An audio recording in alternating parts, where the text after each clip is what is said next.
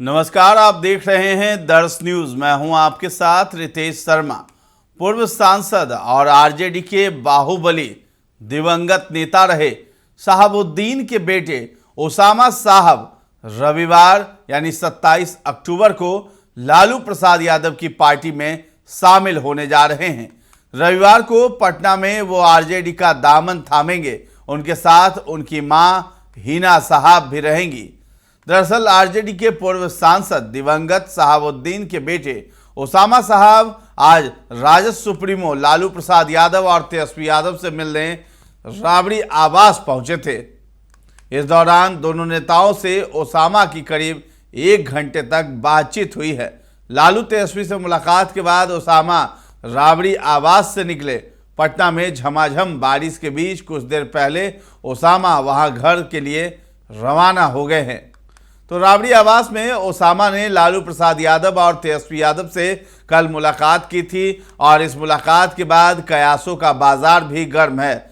ऐसा कयास लगाया जा रहा है कि ओसामा राजद का दामन थाम सकते हैं। सिवान के पूर्व सांसद मोहम्मद शहाबुद्दीन के बेटे ओसामा की एंट्री राजनीति में होने जा रही है। पिता की तरह ओसामा भी आरजेडी का दामन थामने जा रहे हैं।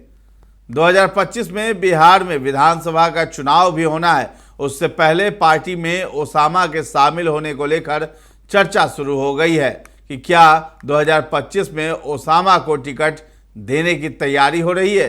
क्या 2025 में वे विधानसभा का चुनाव लड़ेंगे। क्या लालू ने बड़ा खेल कर दिया है।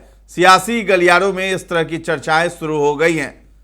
राजनीति में कब कौन किसके करीब आ जाए कोई नहीं जानता है। लालू प्रसाद यादव और दिवंगत नेता शहाबुद्दीन के बीच जो रिश्ते थे वो जगजाहिर है।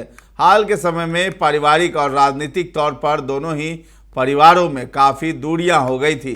बागी तेवर अपनाकर दिवंगत नेता शहाबुद्दीन की पत्नी हिना साहब ने 2024 के लोकसभा चुनाव में निर्दलीय चुनाव लड़ा था। हालांकि वो हार गई थी। अब खबर है कि दोनों परिवारों के बीच जो दूरियां थी वो कम हो चुकी हैं। रविवार को पटना में 10 सर्कुलर रोड स्थित राबड़ी आवास में तेजस्वी यादव खुद ओसामा साहब को पार्टी की सदस्यता दिलाएंगे। रविवार की सुबह 10:45 पर एक प्रेस वार्ता का आयोजन भी किया गया है। इसे तेजस्वी यादव संबोधित करेंगे। अब देखना होगा कि पार्टी की सदस्यता दिलाने के बाद क्या 2025 के विधानसभा चुनाव में आरजेडी ओसामा को मौका देती है या नहीं।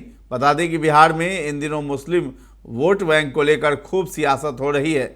जनसुराज के सूत्रधार प्रशांत किशोर ने भी पार्टी बनाई है। उन्होंने ऐलान किया है कि मुस्लिमों को हक के अनुसार मौका दिया जाएगा। दूसरी ओर चर्चा है कि मुस्लिम वोटर का एक वर्ग तेजस्वी यादव से छटक रहा है। ऐसे में अब ओसामा साहब का राष्ट्रीय जनता दल में शामिल होना बताता है कि तेजस्वी यादव अपने कोर वोटर MY समीकरण को छटकने नहीं देना चाहते हैं। 2024 के लोकसभा चुनाव में दोनों परिवारों में काफ़ी तल्खी देखी गई थी। चर्चा तेज थी कि आरजेडी की ओर से हिना साहब को लोकसभा का टिकट दिया जा सकता है, लेकिन ऐसा हुआ नहीं था। टिकट नहीं मिला तो उन्होंने निर्दलीय ही मैदान में उतरने का फैसला कर लिया था। अब देखना होगा कि पार्टी में शामिल कराने के बाद ओसामा साहब को कितनी तवज्जो दी जाती है। तो फिलहाल इस खबर में इतना ही है। दर्श न्यूज के साथ बने रहें और अभी तक हमारे चैनल को आपने सब्सक्राइब नहीं किया है तो जरूर कर लें। धन्यवाद।